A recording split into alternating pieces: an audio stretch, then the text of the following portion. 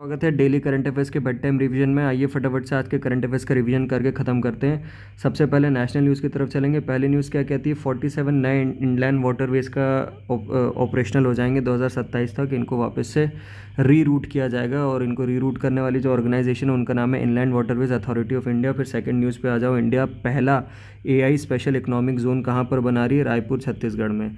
फिर उसके बाद तीसरी न्यूज़ पे आ जाओ, इंडिया की पहली प्राइवेट लेड मैन्युफैक्चरिंग कंपनी काय के लिए, हेलीकॉप्टर के लिए, ठीक है, वो है टाटा और एयरबस। टाटा और एयरबस मिलकर के जो इंडिया में हेलीकॉप्टर बनाएंगे पहली बार, वो कहाँ बनाएंगे, कर्नाटका में इनका प्लांट सेटअप हो रहा है, वहाँ पे बनाएंगे। फिर आ जाओ, अवार्ड्स भी कह सकते हो, ग्लोबल न्यूज़ भी कह सकते हो। वो ये है कि विश्वनाथन कार्तिके नाम के एक इंडिया के सबसे यंगेस्ट पर्सन है जिन्होंने वर्ल्ड के 7 महाद्वीपों में यानी 7 कॉन्टिनेंट्स में 7 पीक्स को समिट कर डाला, ठीक है, यानी 7 के 7 पहाड़ चढ़ डाले 7 कॉन्टिनेंट में जा कर के। और दूसरे यंगेस्ट हैं वर्ल्ड के ग्लोबल लेवल पे, और इंडिया के पहले यंगेस्ट है। जो वर्ल्ड के फर्स्ट नंबर पे हैं वो 15 ईयर्स के एज के थे, ठीक है, तो उनका भी आप एक बार नाम चेक कर लेना। फिर आ जाओ फटाफट से इकोनॉमिक न्यूज़ पे।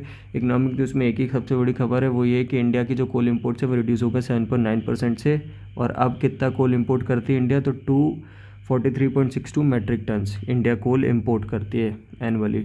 फिर आ जाओ अवार्ड्स के ऊपर। अवार्ड्स में सदगुरु जी को एक अवार्ड मिला है। वो अवार्ड क्या मिला है, बेस्ट ग्लोबल इंडियन का अवार्ड मिला है 2025 में। किसके द्वारा दिया जाता है, तो CIF नाम की एक इंस्टीट्यूट है वो देती है। फिर आ जाओ साइंस एंड टेक्नोलॉजी की न्यूज़ पे। वर्ल्ड मेट्रोलॉजिकल ऑर्गेनाइजेशन की एक रिपोर्ट आई है। वो रिपोर्ट ये कहती है कि आने वाले 5 सालों में जो ग्लोबल वर्ल्ड का टेम्परेचर है, यानी ग्लोबल लेवल पे जो टेम्परेचर है वो एवरेज टेम्परेचर वो 1.5 डिग्री सेल्सियस से बढ़ जाएगा, ठीक है। ये बहुत बेकार न्यूज़ है, ग्लोबल वार्मिंग कितनी ज़्यादा बढ़ रही है आप इससे देख सकते हैं। फिर आ जाओ 29 मई पे, इंपॉर्टेंट डेज़ पे। 29 मई जो कल था उसको 3 दिनों की तरह डेजिग्नेट किया गया है। सबसे पहले तो 77th United nation peace keepers day बनाया गया, the future of peace keeping उसका थीम था। फिर सेकंड नंबर पे मनाया इंटरनेशनल एवरेस्ट डे, यानी कि कल ही के दिन एवरेस्ट को एडमंड हिलरी और टेंजिंग नॉर्गे ने सबसे पहली बार चढ़ा था, ठीक है। फिर थर्ड बनाया गया वर्ल्ड डाइजेस्टिव हेल्थ डे, जिसका थीम क्या था, your digestive health nourish to flourish. तो इसी के साथ आपका रिवीजन खत्म होता है। प्लीज़ लाइक और सब्सक्राइब कीजिएगा।